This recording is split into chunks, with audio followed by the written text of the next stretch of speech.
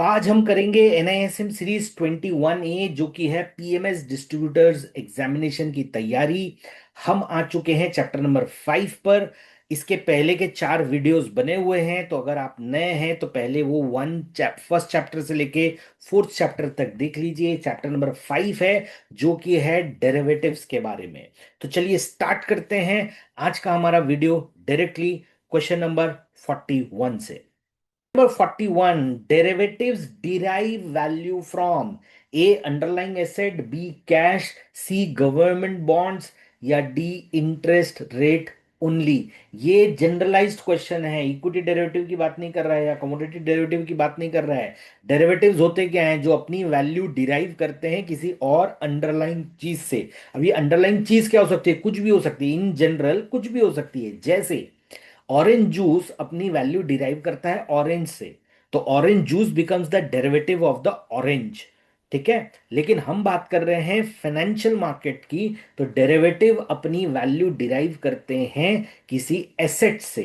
So correct answer will be option number A, underlying asset.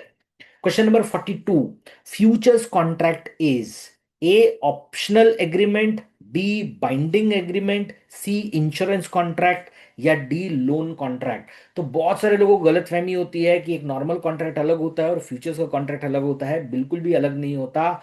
ये उतना ही serious और उतना ही बाइंडिंग कॉन्ट्रैक्ट है।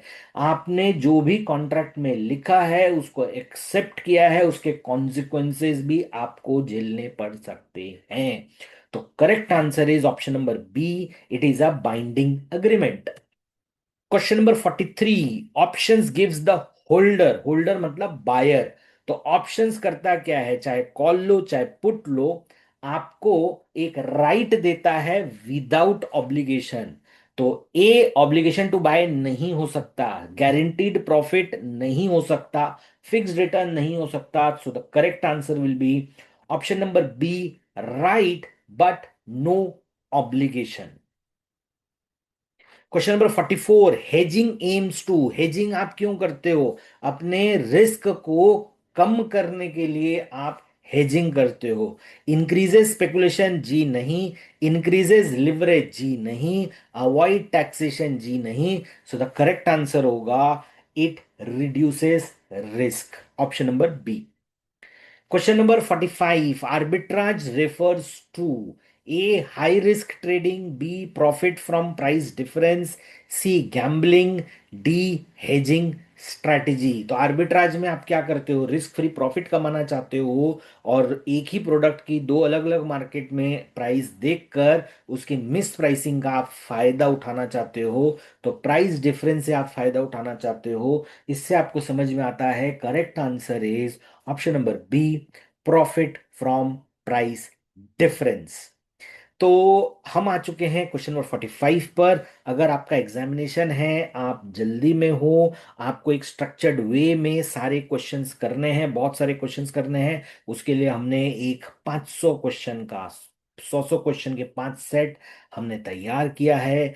एक कोर्स, इसे आप अवेल कर सकते हो, लिंक नीचे डिस्क्रिप्शन बॉक्स में दिया हुआ है। इसके अलावा आप ये वीडियोस को देख सकते हो, प्लेलिस्ट है पूरी की पूरी 120 क्वेश्चन की, उसको आप गो थ्रू कर सकते हो फ्री ऑफ कॉस्ट। और इसके अलावा हमने अपने प्लेटफॉर्म पे, अपनी वेबसाइट पर आपके लिए एक रियल फील मॉक टेस्ट का इंतजाम किया है। यही 120 क्वेश्चन को आप इसे प्रैक्टिस भी कर सकते हो एग्जामिनेशन के पहले। उसका भी लिंक आपको नीचे डिस्क्रिप्शन बॉक्स पे मिल जाएगा।